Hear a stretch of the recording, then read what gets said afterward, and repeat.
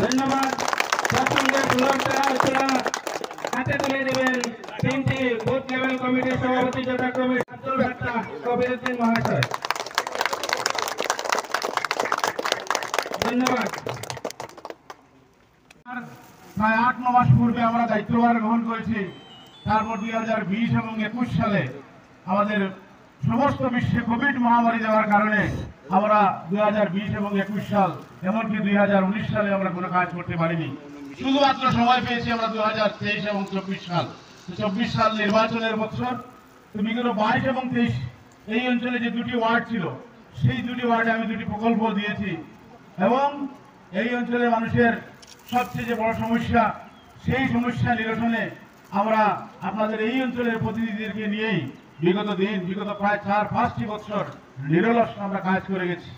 তো আমি মনে করি একজন জনপ্রতিনিধি হিসাবে, আপনাদের একজন সেবক হিসাবে, আপনাদের একজন নির্বাচিত প্রতিনিধি হিসাবে আমার বিগত কার্যকালে আমার চলাফেরার মধ্য দিয়ে, কথাবার্তার মধ্য দিয়ে যদি কোনো ভুল ত্রুটি হয়, আপনাদের প্রতিনিধি হিসাবে যদি আমি আপনাদের কাজকর্মগুলো করতে গিয়ে যদি কোনো ভুল ভ্রান্তি করে থাকি, আজকের এই নির্বাচনী সভায় আমি ক্ষমা প্রার্থী হচ্ছি যে আমাদের এই স্বল্প পরিসরে আপনাদের যে ইচ্ছা, যে আকাঙ্ক্ষা ছিল সেটা হয়তো আমার পক্ষে পূরণ করা সম্ভব হয়নি। তো সেটা নিজ গুণে ক্ষমা করে দেবেন।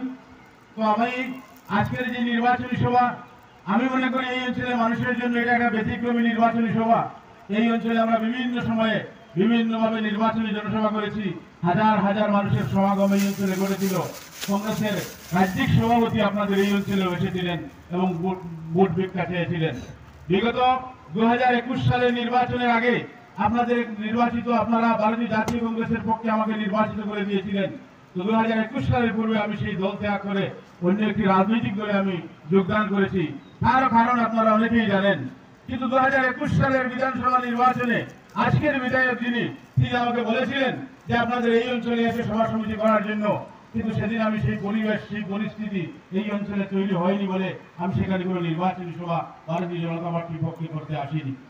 তো আজকে 2021 সালের পর বিশেষ করে ভারতবর্ষ এবং আসাম তথা এই রাতাবাড়ির যে রাজনৈতিক পরিস্থিতি, সেই পরিস্থিতি বিবেচনায় শুধু আমি আপনাদের জেলা পরিষদ সদস্য নয়, এখানে আশিস নাথ মহাশয় রয়েছেন, সিদ্দিক আহমেদের মতো সংখ্যালঘু তকমা লাগিয়ে যিনি আসামে বিগত দিনে রাজনীতি করেছেন, কমলাক্ষ প্রবাসীদের মতো কংগ্রেসের পূর্ণামা নেতারাও আজ ভারতীয় জনতা পার্টির ছায়াতলে তারা আশ্রয় নিয়েছে। তো আমি আজকের এই জনসভায় আমি আপনাদের এই অঞ্চলের যে সমস্ত সমস্যা আমরা বিগত দিনে আপনাদের এই সমস্যা সমাধানের চেষ্টা করেছি, আমি আমার পর্যায়ে একজন ছোট্ট প্রতিনিধি হিসাবে একটা পর্যায়ে নিয়ে রেখেছি, যেটা আমি বিধায়ককে অবগত করব। এবং আজকের জনসভায় আমি আপনাদের প্রতিনিধি হয়ে